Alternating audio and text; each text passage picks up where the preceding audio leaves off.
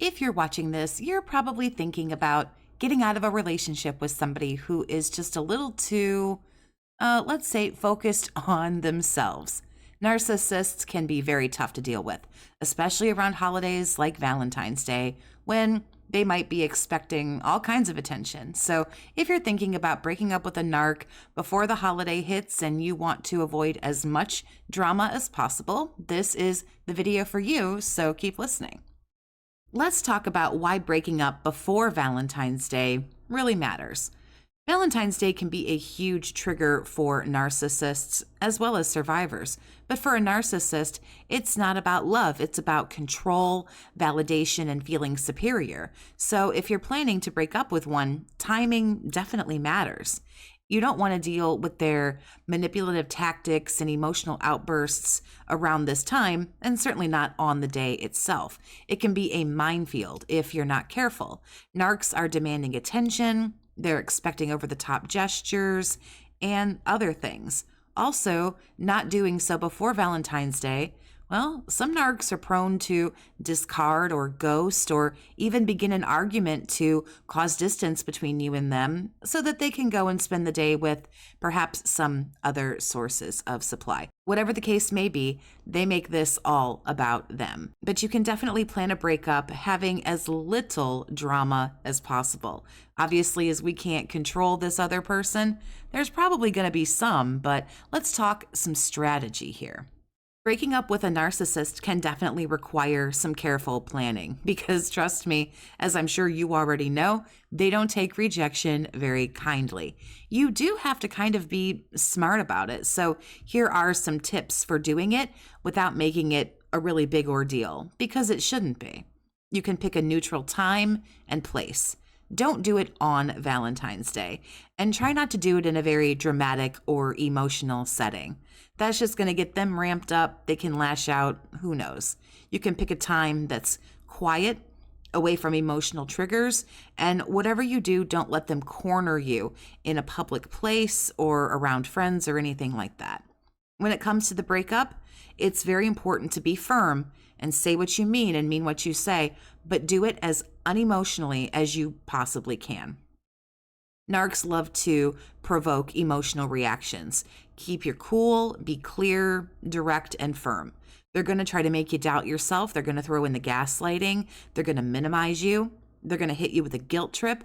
I can't believe you would do this to me. I can't believe you would do this so close to Valentine's Day. I had all this stuff planned for you. We're going to do all this stuff. Remember, this has nothing to do with them. It is you choosing you for Valentine's Day and choosing to end the relationship. This is really about your well-being, not how they feel about whatever it is. Set your boundaries during this time and make sure you stick to them. Narcs are notorious for testing boundaries. When you break up, be very clear that this is final. You don't want to be friends. You don't want to still talk. You don't still want to hang out. You're not going to reconsider. If you say you want space, give yourself space. Be very, very firm on this. It's very important. They'll find any little loophole that they can, and make sure those boundaries are things that you can stick to. Now, expect a reaction because you're going to get one. Narcs can't stand being discarded. They feel very rejected. Of course, they feel as if they've lost the relationship. They lost the breakup because it's you ending something. They could try a lot of different ways to get a reaction. So one of the main ones that you might see is, of course, some rage. They would yell, scream, get angry, lash out. Don't engage. Don't tolerate that kind of behavior. Repeat your firm decision and walk away. Because the more you argue, the more they will just twist the situation. The more you argue with a person, especially one who behaves like this, it just becomes a game. They're just playing a game because they don't care about you as a person or the relationship. Don't continue to indulge in it. They're never going to see your point of view. They don't want to see your point of view. They don't care about you. Arguing should come to some kind of a conclusion. A conclusion, a determination where there's a compromise or there's a something. These people want to argue just to argue. Don't get involved in that. Of course, they might try to hoover. They might try to suck you back in. Well, I'll do something for you for Valentine's Day. They could do all kinds of manipulation. Here are some gifts. Here's some messages. Here's some, phone calls. It's just another form of control. They don't like what you're doing.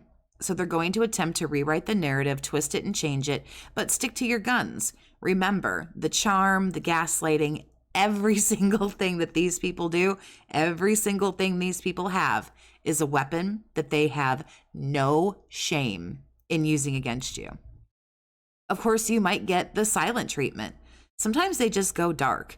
They might try to make you feel like you're abandoned. They might try to make you feel guilty as if you have abandoned them, and don't fall for it.